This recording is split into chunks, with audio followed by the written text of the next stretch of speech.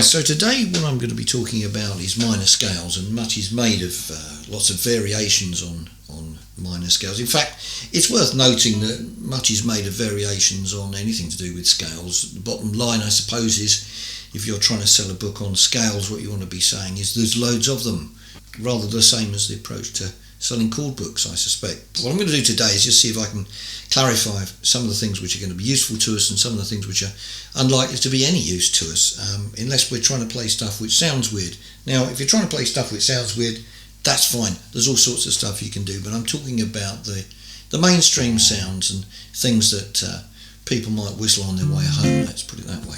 So I'm going to use the example of A minor. The reason I'm going to do that is just because if anything gets altered from its original, what is known as a natural scale, then it's easy to see where those alterations are. So there's going to be a few graphics to go with this as we go along. First and foremost, let's have a look at a natural minor scale. A, B, C, D, E, F, G, A. Okay, A natural minor.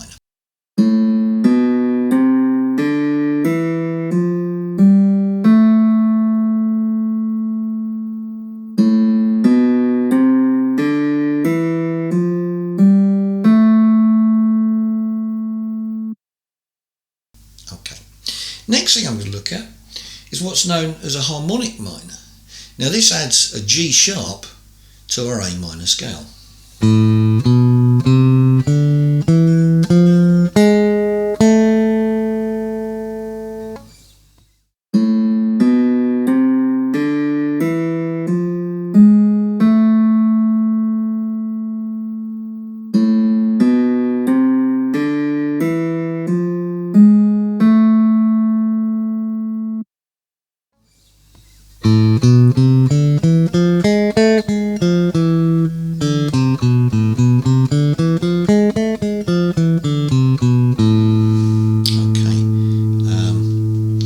So as you hear, that's got quite an interesting sound to it. It has what's known as an augmented step in it. In other words, a gap of more than a tone, which is very unusual in a scale. Probably not unique. I think you've got a Hungarian Pilog scale which does something weird with that as well, but I'm not going to get into all that stuff right here. So A, B, C, D, E, F, G sharp, A. Okay, so that's a harmonic minor. Next we have a melodic minor where the sixth note is sharpened as well as the seventh note.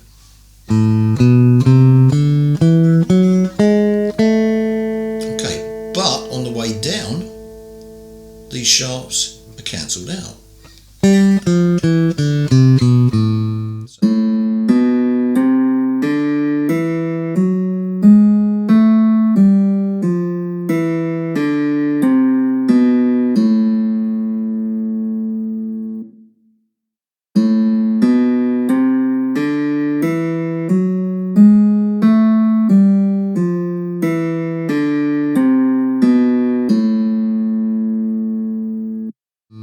So this is melodic minor.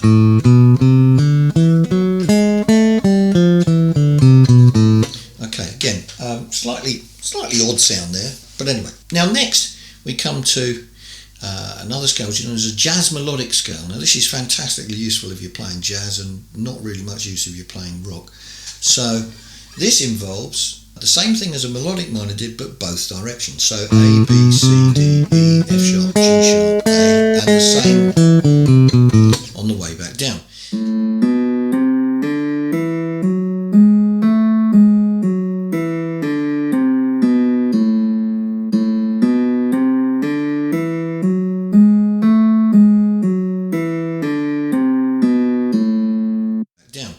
Now, in case you're wondering whether we're going to get a summary of all these, we are in a moment, and I'm going to put them all on the same page because I want you to be looking at that page and then crossing a few of them off your list. But before I get to that, I want to take an example of a scale, and this fascinated me when I started using this particular scale. Was probably late 60s, I would think, and this is one the Royal College of Music doesn't think exists, which I find hugely amusing. So this one is a natural minor scale with a raised sixth note.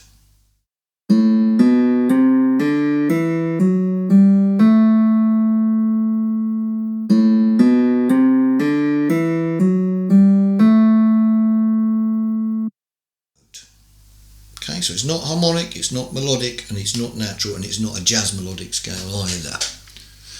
A, B, C, D, E, F sharp, G, A.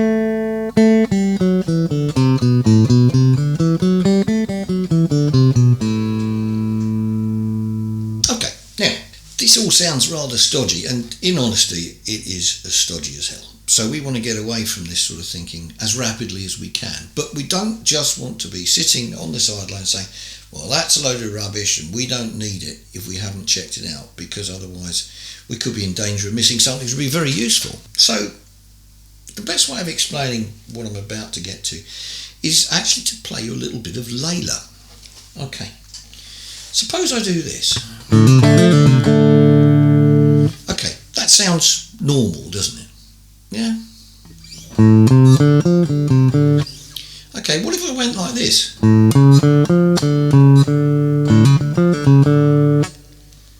Doesn't really sound right, does it?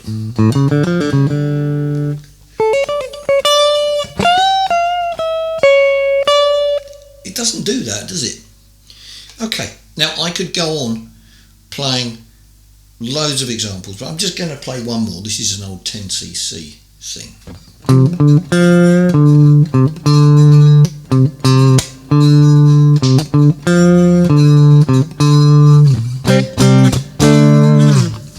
Doesn't do this, does it?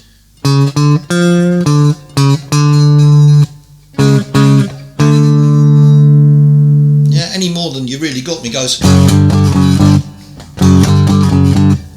Is this, isn't it? Okay, now the reason all of those three are good examples and they have so much in common is because they all have a flat seventh in them. They are, to all intents and purposes, minor in their character, and it's very, very seldom you ever hear that. Okay, I mean, all right, for every rule. Okay, so what we've really got to say to ourselves is, well, surely that means then any minor scale which has a sharp seventh in it isn't going to be very much use to us, is it? So let's just go back to our list now, and here's all of them together.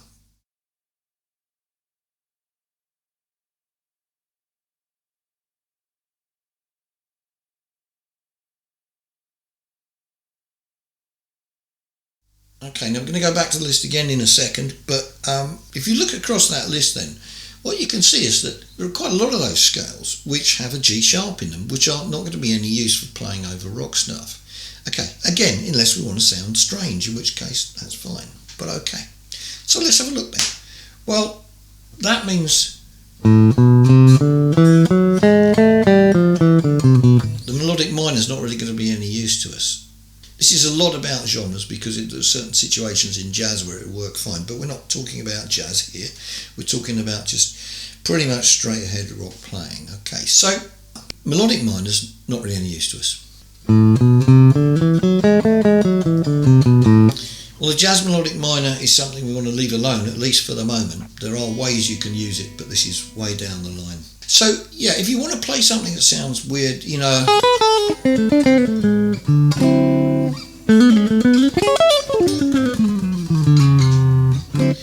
that's all fine, but that's not the mainstream. That's not where you want to be starting your journey. Let's have another look at that list of minor scales, but in a revised format. In other words, without any of the scales with a sharp seventh in them, which we can't use 99% of the time.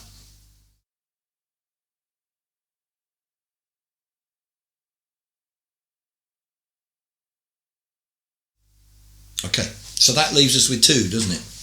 And the really great news about this, and this takes us back to type 1 and type 2 minors, is they're two scales we already know.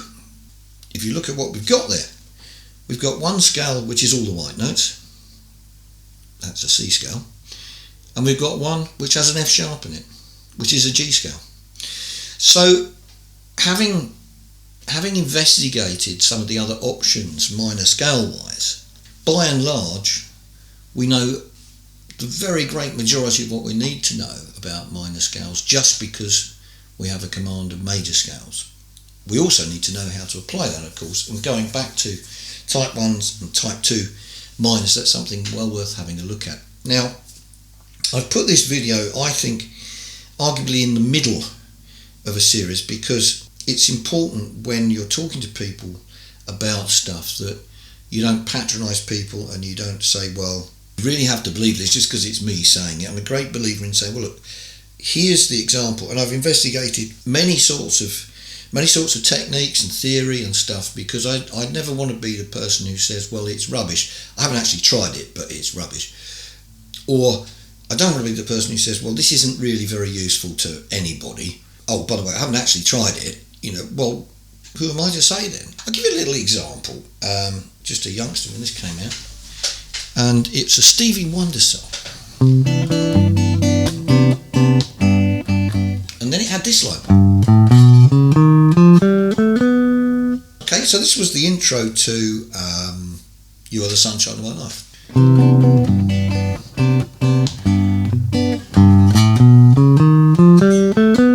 So I sat there and I thought, oh, this is what's called a whole tone scale, by the way.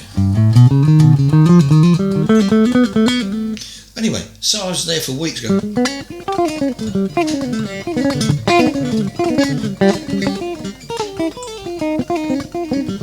Got myself really fluent at it, Do you know what? That's the last time I ever heard it on a record. Never heard it again. So the point I'm making is, I'm not saying you can't use a whole tone scale, because you can if somebody's playing this. But the thing is, how often are they playing that? It's like almost never.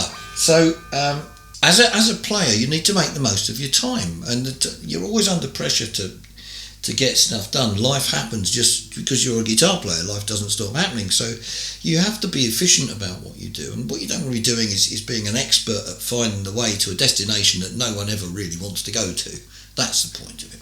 Okay, so look, that's it for now. What I'm going to do is I'm going to do another segment in this series about Type 1 and Type 2 minor keys, where so far we've discussed things as a sort of a level playing field, where you can just launch off with one scale and all will be well. So in the next segment, what I'm going to look at is what happens when there are one or two bumps in the road. Anyway, that's it for now. So thanks very much for watching, and please press the subscribe button if you could, and I'll speak to you soon. Bye for now.